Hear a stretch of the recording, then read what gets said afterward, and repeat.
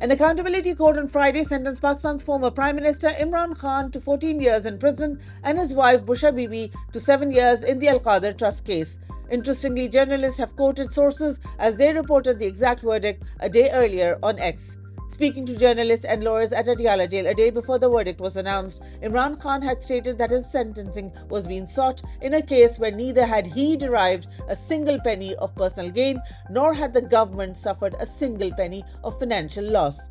He had added that his wife, Busha Khan, is entirely innocent in the Al-Qadir Trust case, and the only purpose for including her in the case was to increase pressure on Mr. Khan. Imran Khan's lawyer Faisal Chaudhry slammed the verdict, stating it will go down in history as one of the worst decisions of an already notorious justice system. Pakistan Tehreek-e-Insaf's interim chairman, Barrister Gohar, told representatives of media that Imran Khan laughed when the judge announced the verdict, saying that those who make decisions based on injustice get promoted. Barrister Gohar expressed confidence in Imran Khan's resilience, stating that he will never break, bend or surrender.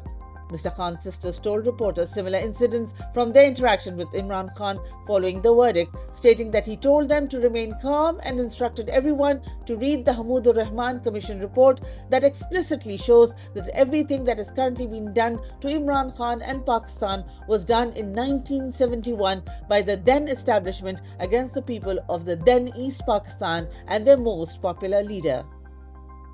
Pakistan's arbitrarily detained former Prime Minister Imran Khan, in a conversation with his legal team and representatives of media in Adiala Jail, said on Thursday that his party seeks negotiations not for their personal gains but in the larger interest of the country.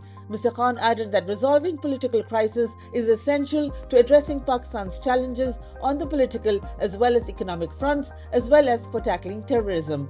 Imran Khan reiterated that a formation of a judicial commission is extremely vital for justice to be imparted to the victims of May 9th false flag of 2023, as well as the Islamabad massacre of November 26, 2024.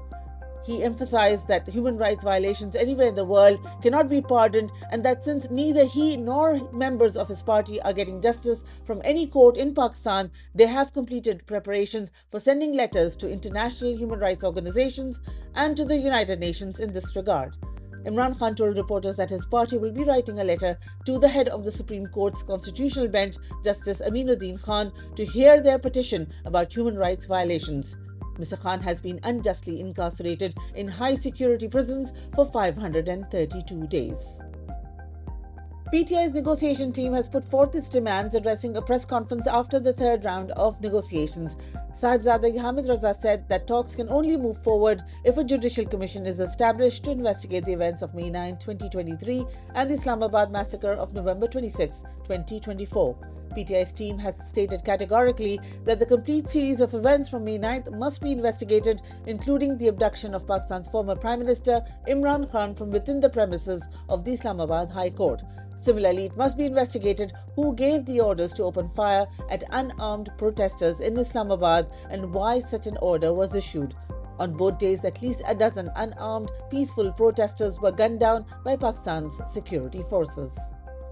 Israeli Prime Minister Benjamin Netanyahu has officially confirmed that a ceasefire deal has been reached with Hamas, with the Security Cabinet meeting voting on the agreement later on Friday.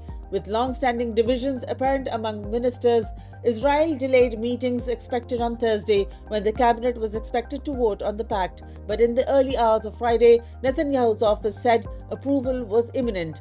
Leaders of the Group of Seven Advanced Economies G7 have labelled the ceasefire deal between Israel and Hamas a quote, significant development unquote, and urged all parties to work on its quote unquote full implementation.